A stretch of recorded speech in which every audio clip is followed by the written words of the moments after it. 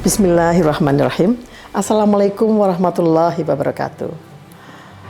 Mekatur merupakan Biro Umroh Haji Khusus berpengalaman di mana kami telah memberangkatkan ribuan jamaah, baik umroh maupun haji. Kami hadir dengan layanan berkualitas dan bertekad untuk terus menjadi travel haji dan umroh yang teramanah dengan sistem akuntabilitas, terpercaya dan sehat. Didukung dengan tim yang berakhlakul karimah, profesional dan solid, kami siap melayani para tamu Allah dengan pelayanan yang prima dan dengan sepenuh hati. Dan pastinya dengan pembimbing dan mutawif yang berpengalaman dan profesional. Mekatur selalu berkomitmen penuh dengan pelayanan terbaik, berlandaskan syariat Islam dengan menyediakan fasilitas premium, terpercaya dan terjangkau, berupa hotel yang dekat dengan Baitullah, kemudian jadwal penerbangan yang pasti, manasik di gedung sendiri, dan kami juga terdaftar di Kemenak, bersertifikat IATA, dan pasti tergabung dalam asosiasi terbesar di Indonesia, yaitu Asosiasi Ampuri. Mekatur terus berkomitmen untuk memberikan kajian edukasi serta tayangan-tayangan Islami dengan syiar dakwah kami melalui media podcast kami, dan dengan dukungan pastinya brand ambassador kami. Kami juga mengucapkan terima kasih dan apresiasi yang tinggi kepada pihak-pihak yang selalu membantu program CSR kami. Pastinya kami terus berinovasi untuk jamaah Mekatur. Untuk itu, silakan bergabung bersama kami. Mitra terpercaya Anda beribadah. Billahi taufiq wal hidayah. Wassalamualaikum warahmatullahi wabarakatuh. Assalamualaikum warahmatullahi wabarakatuh. Alhamdulillah, nahmaduhu wa nasta'inuhu wa nastaghfiruh, wa na'udzu billahi min syururi anfusina wa min sayyiati a'malina. May yahdihillahu fala mudhillalah wa may yudlil fala hadiyalah. Asyhadu an la ilaha illallah wa asyhadu anna Muhammadar Rasulullah. Allahumma shalli wa sallim ala abdika wa rasulika nabiyyina Muhammadin wa ala alihi wa sahbihi wa man tabi'ahum bi ihsanin ila yaumiddin. Sahabat Mekatur yang saya muliakan, alhamdulillah pada kesempatan yang penuh dengan kebahagiaan ini, sama-sama kita dapat berjumpa. Mudah-mudahan Allah Subhanahu wa Ta'ala meridhoi seluruh aktivitas yang kita lakukan. Pada kesempatan kali ini, kita akan memulakan sebuah program baru dengan segmen yang baru yang akan menemani kita pada beberapa waktu kita ke depan. Sama-sama kita akan membaca sebuah kitab yang amat populer, fenomenal, dan juga insya Allah memiliki benefit dan faedah yang amat besar.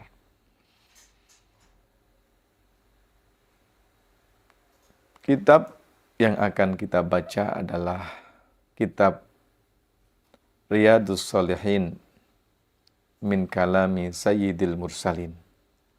Sebuah kitab yang ditulis oleh salah seorang ulama kenamaan dari madhab Syafi'iyah, yaitu Imam Nawawi, dengan nama yang sebenar adalah Yahya bin Syaraf An-Nawawi.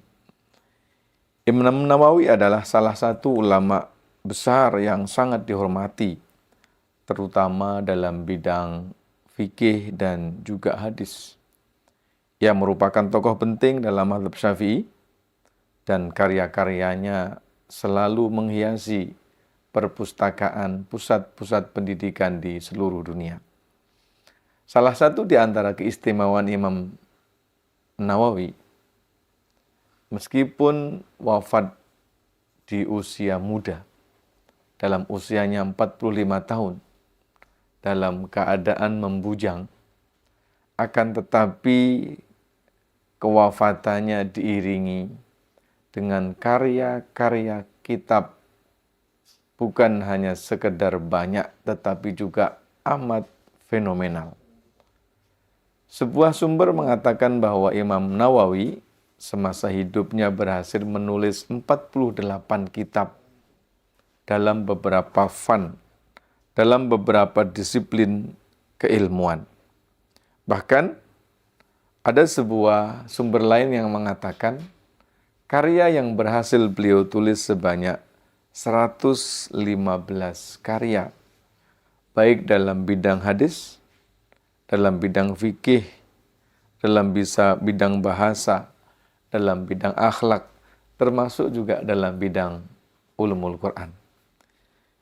Imam Nawawi lahir di sebuah kampung yang bersahaja, tepatnya di Kampung Nawa. Tepatnya di Kampung Nawa yang terletak di dekat Damaskus, Syria. Sejak kecil memang ia dikenal sebagai seorang anak yang cerdas, rajin, taat kepada kedua orang tuanya, dan lebih-lebih mencintai ilmu pengetahuan.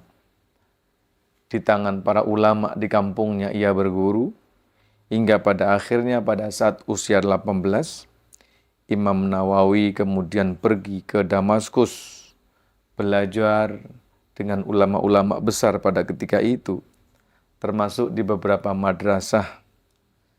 Salah satunya adalah Madrasah Rawahiyah.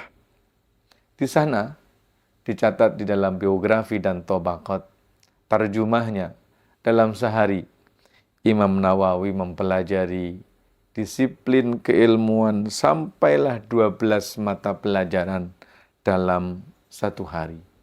Inilah mungkin yang menjadi sebab kenapa Imam Nawawi menjelma menjadi ulama kaliber, kenamaan, dan prominent yang menjadi rujukan dalam disiplin keilmuan, terutama bidang hadis dan juga bidang fikih. Sahabat Mekator yang saya muliakan, inilah sekelumit tentang Imam Nawawi yang meskipun tidak berusia panjang, akan tetapi 45 tahun umur yang dititipkan oleh Allah kepadanya, ia buktikan dengan karya-karya yang luar biasa. Nah, dari sekian banyak kitab yang kita kenal, hampir semua kitab-kitab karyanya adalah kitab-kitab yang amat fenomenal. Kita kenal tentu kitab Al-Arba'in An-Nawawiyah. 40 kitab, namanya Al-Arba'in 40 yang berisi kompilasi 42 hadis. Meskipun 40 tetapi hadisnya terdapat 42. Kita juga tentu dalam bidang hadis mengenal Al-Minhaj bi Syarhi Sahih Muslim. Imam Nawawi memiliki kecerdasan yang luar biasa sehingga beliau berhasil mensyarahkan, menjelaskan, memberikan pemahaman yang mudah ke atas hadis-hadis yang terhimpun di dalam kitab Sahih Muslim. Kita pun juga tentu pernah mendengar, sebahagian sahabat Mekatur mendengar satu kitab karya beliau yang berjudul At-Taqrib wa Taisir fi Ma'rifati Sunan Al-Bashirin Nadhir. Sebuah kitab yang ditulis untuk mengantarkan kepada para penuntut ilmu tentang ilmu hadis. Dalam kitab fikih kita mengenal ada Minhajut Talibin, ada Raudhatut Talibin, bahkan kitab yang amat fundamental meskipun ditulis tidak sampai rampung, Syarah Al-Majmu' Syarah Muhadzab. Sebuah kitab yang besar yang berhasil beliau berikan kado terbaik bagi umat Islam. Dalam kitab bidang bahasa kita mengenal ada Tahdzibul Asma' wal Lughat yang di dalamnya berisi kamus biografi, nama-nama dan juga penjelasan tentang bahasa terdapat rikhlatul lughat, rikhlatul kalimat di dalam kitab tersebut. Di dalam bidang ulumul Quran, sebagian ulama mengkategorikan sebagai kitab akhlak. Beliau juga memiliki kitab yang amat fenomenal. Ad-Tibyan fi Adabi Hamalatil Quran. Di dalam kitab ini, Imam Nawawi menjelaskan tentang adab, sopan santun, etika bagi para penghafal Al-Quran. Dalam bidang akhlak, beliau memiliki kitab yang bernama Bustanul Arifin, Al-Adhkar, dan seterusnya. Maka tentu di timur dan di barat, dalam seluruh disiplin keilmuan, hampir tidak ada satupun ulama yang tidak mengenal nama Imam Nawawi. Tidak ada satupun perpustakaan di dunia ini yang di dalamnya tidak terdapat karya-karya dari Imam Nawawi. Dan pada kali ini, pada perjalanan kita beberapa waktu yang akan datang, kita akan memilih satu kitab yang ditulis oleh Imam Nawawi yang akan kita jadikan sebagai pegangan kita mengais ilmu, mengutip intisari kemuliaan dan kebajikan dari Rasulullah Sallallahu Alaihi Wasallam, dan pilihan kitab tersebut jatuh kepada kitab Riyadhus Shalihin min kalami Sayyidil Mursalin, taman para orang saleh, taman para salehin yang diambil dari sabda-sabda penghulu utusan, penghulu para nabi dan para utusan. Ingin tahu tentang bagaimana overview daripada kitab Riyadhus Shalihin? Kita akan kembali selepas pariwara berikut ini. أنا ما نسيتوش كل ده بكتب لا وأقول غير كده ما نجحتش أبطل أفتكره وأفكر فيه أيام ناس يرجعوا أنا صوته ساعات بسمعه وبتلفت عشان أشوفه ولا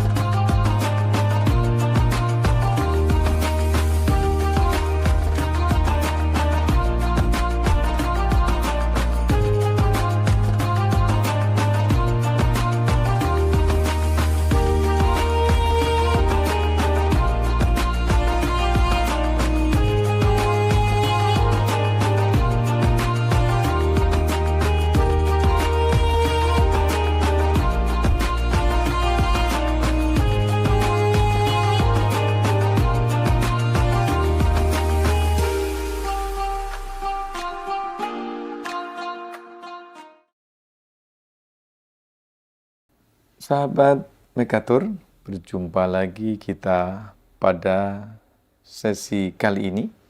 Kita akan meneruskan mengapa kita memilih kitab Riyadhus Shalihin. Yang pertama, para sahabat Mekatur semuanya yang saya hormati, Judul lengkap dari kitab ini adalah Riyadhus Shalihin min hadithi Sayyidil Mursalin. Dalam beberapa cetakan disebut min kalami. Maknanya sama. Riyadh itu artinya taman. Riyadhus Shalihin bermakna taman para salihin. Min hadithi, dari hadisnya Sayyidil Mursalin, pemimpin para rasul. Dari judulnya kita bisa menangkap bahwa sesungguhnya kitab ini merupakan kompilasi daripada hadis-hadis Rasulullah Sallallahu Alaihi Wasallam. Imam Nawawi memiliki daya kreativitas yang tinggi. Dari seluruh kitab-kitab yang disusun, selalu menggunakan judul-judul yang amat menarik. Al-Adhkar, At-Tibyan fi Adabi Hamalatil Quran, Al-Arba'in An-Nawawiyah, ya, Majmu' Syarhul Muhadzab, dan seterusnya. Maka di sini pun kita bisa memahami bahwa nampaknya Imam An-Nawawi sedang mengkompilasi hadis-hadis Rasulullah Sallallahu Alaihi Wasallam agar ia menjadi taman yang dibaca, yang dihayati, yang dipelajari oleh umat ini. Tentu yang dibaca adalah sabda nabinya, yang dipelajari adalah sabda teladanya, yang dihayati adalah nasihat-nasihat kemuliaan daripada Rasulullah Sallallahu Alaihi Wasallam. Riyadhus Shalihin min kalami Sayyidil Mursalin. Untuk pengetahuan kita semuanya, kitab ini menghimpun 1.900 hadis. 1.900 hadis yang mayoritasnya beliau himpun daripada 2 kitab sahih. Yang pertama Sahih Bukhari dan yang kedua adalah Sahih Muslim. Tentu bukan berarti Imam Nawawi mencukupkan hanya dengan 2 kitab sahih ini saja, tetapi juga dari kitab-kitab yang lain. Yang kedua menariknya, Imam Nawawi menyusun kitab ini berdasarkan metodologi tematik. Jadi para ulama di zaman dahulu itu juga memiliki pendekatan di dalam menulis buku. Kalau Imam Al-Ghazali misalkan menulis buku selalu dengan pendekatan, ya, misalkan Ihya ditulis dalam 4 volume. Volume yang pertama tentang fil ibadat, yang kedua fil adat, ya, yang ketiga fil munjiat, yang keempat fil muhlikat misalkan. Imam Ghazali caranya demikian. Dalam kitab Bidayatul Hidayah juga demikian. Pertama tentang apa? Pertama tentang fit ta'at, yang kedua fil maksiat, yang ketiga fi adabis suhbah. Jadi Imam Ghazali ketika menulis dengan pendekatan tematik per jilid per volume. Dan Imam Ghazali biasanya kalau menulis buku maka yang pertama adalah Quran. Habis itu didukung dengan hadis. Hadisnya pun kemudian bertingkat-tingkat mulai daripada yang sahih sampai kemudian derajat yang paling rendah sampai kepada yang tingkat dhaif. Habis itu kemudian perkataan para ulama dan seterusnya. Nah, Imam Nawawi pun juga sama. Imam Nawawi menulis kitab ini, Riyadhus Shalihin, dibagi ke dalam bab-bab tematik yang mencakup berbagai aspek kehidupan. Di dalam kitab ini terdapat 370 bab. 370 bab. Saya membayangkan, sahabat Mekatur semuanya, tema-tema yang aplikatif seperti ikhlas, sabar, syukur, tawakal, taubat, silaturahim, ini menjadi kawan kita. Topik-topik praktis yang related dengan kehidupan kita. Dan Imam Nawawi melakukan identifikasi, dikompilasi, dan berjumlah 370 bab. Saya membayangkan kalau seandainya kitab ini melengkapi Al-Quran yang selalu kita hatamkan dalam 1 bulan. Maka saya membayangkan kalau seandainya kitab Riyadhus Shalihin ini juga bisa kita hatamkan selama setahun sekali. Dan ini diantara kebiasaan para ulama. Jadi salah satu cara agar rumah tangga kita hadir dengan keberkahannya adalah setiap hari membaca Al-Quran dan membaca hadis Rasulullah SAW. Tidak ada kemuliaan, kedamaian, ketenangan di dalam rumah tangga kecuali dari 2 ini. Maka kalau saya membayangkan di dalam 1 hari itu ada, dalam satu tahun itu ada 365 hari. Dan ini Imam Al-Ghazali membuat 370 bab. Jadi dalam 1 hari kita membaca 1 bab. Dalam 1 hari kita membaca 1 bab.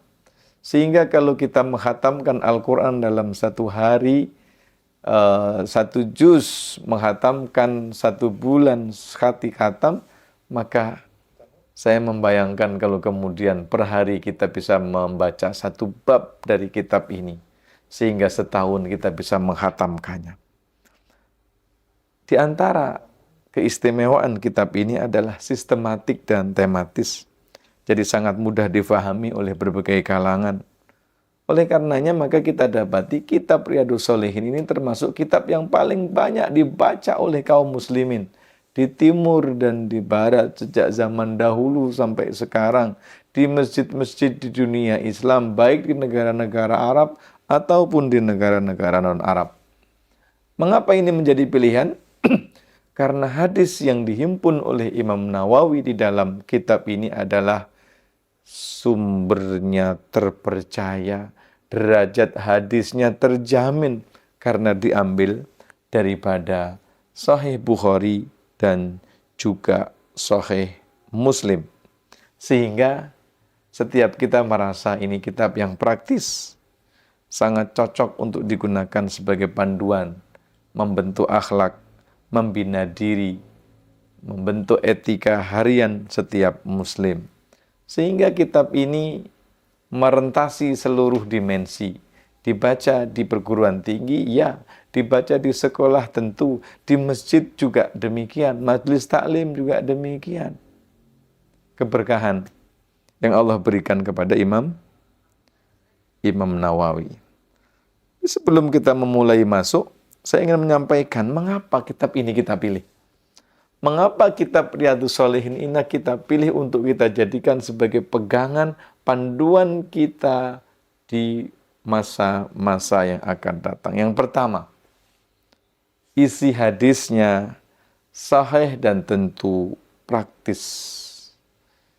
Jadi kita ini memerlukan guidance, praktikal, yang praktis. Mayoritas hadis di dalam kitab ini berasal daripada kitab Sahih dan kitab Bukhari dan Muslim.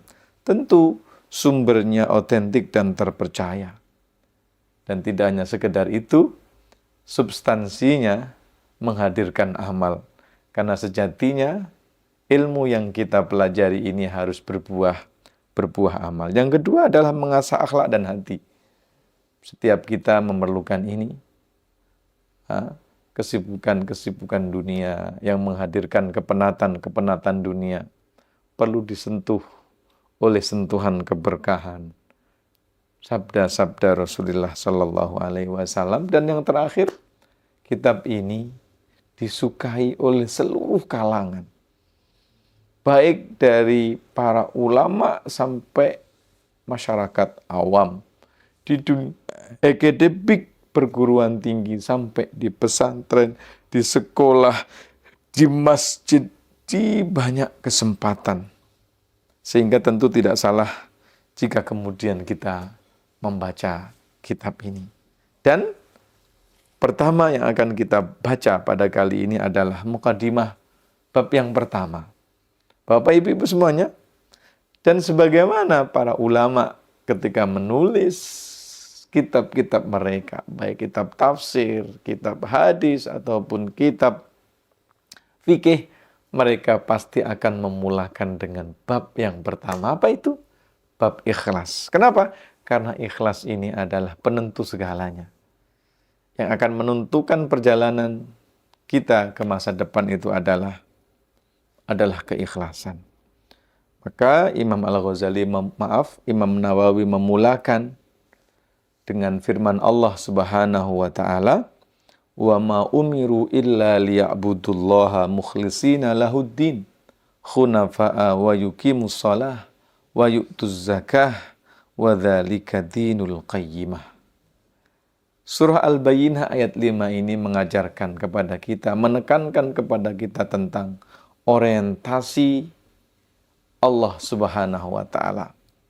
Seseorang tidak diperintahkan untuk hidup di atas muka bumi ini kecuali beribadah kepada Allah dengan ketulusan, tidak membuka ruang kepentingan-kepentingan lain kecuali kepentingan Allah Subhanahu wa taala. Dan itulah yang disebut dalam keikhlasan. Dalam konteks ibadah kurban, pada saat-saat ini masing-masing kita sedang mempersiapkan tabungannya, sedang mempersiapkan hewan kurbannya, sedang mempersiapkan damnya, udhiyahnya, maka Allah mengatakan la yanalallaha luhumuha. Daging-daging itu tidak akan sampai kepada Allah. Wala dima'uha, sama sekali darah-darah binatang kurban itu tidak akan sampai kepada Allah. Walakin akan tetapi yanaluhu taqwa. Yang akan sampai kepada Allah itu adalah at-taqwa. Dan ini adalah substansi daripada keikhlasan. Lantas Imam Al-Ghazali mencoba membuka minda kita dengan memberikan perspektif dan paradigma tentang keikhlasan. Ada sebagian orang yang mengatakan ikhlas itu harus sembunyi-sembunyi. Tetapi tentu tidak semestinya, sebab kadang-kadang perlu menjadi bagian untuk mendakwahkan, dan tentu berdakwah itu tidak bisa sendiri sembunyi-sembunyi. Maka Imam An-Nawawi menghadirkan ayat 29 daripada surah Al-Imran. Qul in tukhfu ma fi sudurikum. Katakanlah wahai Muhammad, seandainya sekalipun engkau sembunyikan yang ada di dada kalian, au tubduhu, atau kalian tampakkan, ya'lamullah, Allah akan mengetahui. Dengan demikian, keikhlasan itu tidak selalu identik dengan sembunyi-sembunyi. Keikhlasan itu tidak semestinya identik dengan melakukan amalan supaya orang tidak tahu. Bukankah sholat jamaah itu spiritnya adalah berjamaah? Bukankah sholat fardu yang 5 itu spiritnya berjamaah? Lantas bagaimana mungkin hal itu bisa dilakukan kalau kita melakukannya dengan sembunyi-sembunyi? Tentu tidak dibenarkan. Sholat di rumah sajalah, supaya nggak ada orang yang tahu, untuk menjaga keikhlasan. Tentu tidak bisa demikian. Karena itu, sahabat Mekatur, insya Allah mulai hari ini kita niatkan dalam jadwal yang rutin pada setiap pekan ke depan, kita akan sama-sama membuka lembaran-lembaran kitab Riyadhus Shalihin, membuka hati dan minda kita untuk mengambil mutiara kemuliaan. Insya Allah pertemuan yang akan datang, kita akan memulakan membaca hadis-hadis Rasulullah Sallallahu Alaihi Wasallam sebagai panduan praktis dalam kehidupan untuk membentuk pribadi yang saleh, membentuk adab yang mulia, dan membentuk etika yang tinggi. Terima kasih. Insya Allah kita akan berada di taman para salihin, mengharungi sabda-sabda penghulu Rasul. Aqulu qouli hadza wa astaghfirullah li wa lakum. Assalamualaikum warahmatullahi wabarakatuh.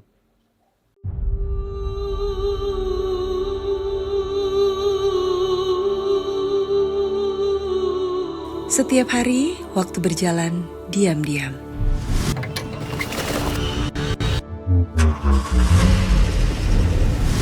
kita bangun, kita bergerak. Tapi hari ini berbeda. Hari ini bukan tentang tujuan pribadi, Tapi tentang langkah bersama. kita menempuh jalan yang sama. Bukan karena harus, Tapi karena ingin menjadi satu.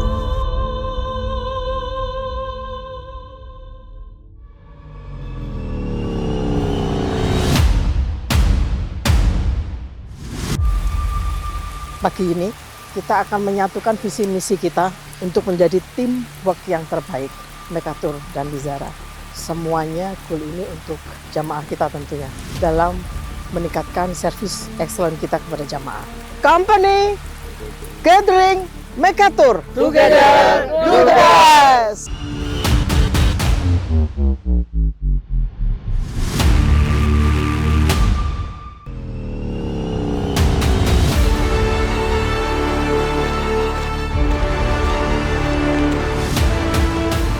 Trekking di bukit bukan sekedar olahraga, tapi simbol nyata kerja tim.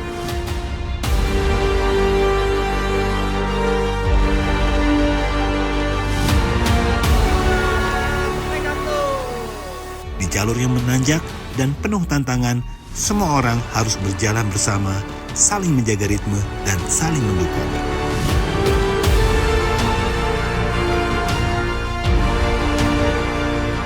Di sini, kecepatan individu tak lebih penting dari kebersamaan.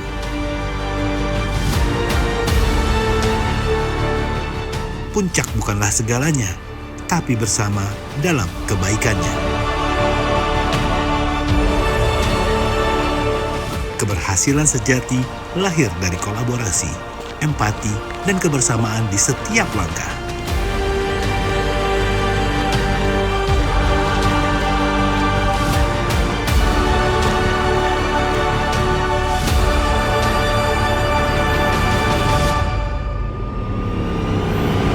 Tim sabu bersih.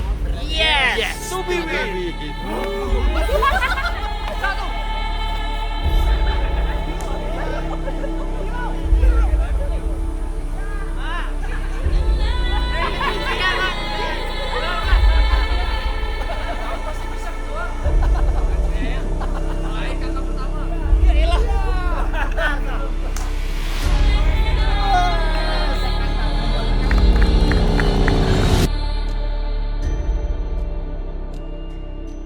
Dan ketika dunia melambat, kami kembali dalam satu barisan menghadap Yang Maha Menyatukan. Kami duduk bersama, mendengar yang menenangkan. Bukan sekedar kata, tapi nasihat yang menghidupkan. Karena bekerja sama juga perlu diikat oleh sesuatu yang lebih dalam, yaitu iman dan doa.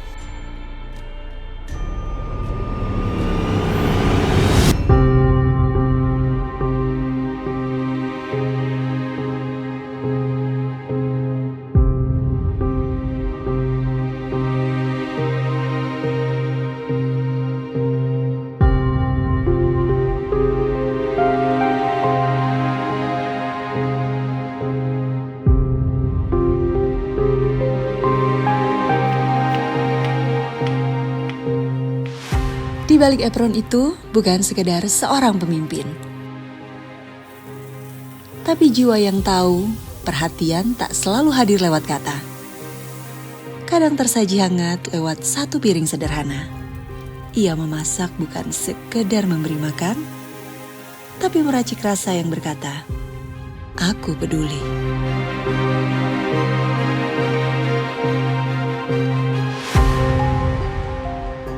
Disinilah kami belajar bahwa kekuatan tim tidak hanya tumbuh dari rencana besar dan strategi hebat, tapi juga dari momen-momen kecil yang tulus, dari tawa yang tak dibuat-buat, dan dari doa yang menyentuh hati. Kami pulang bukan hanya lebih dekat, tapi lebih utuh.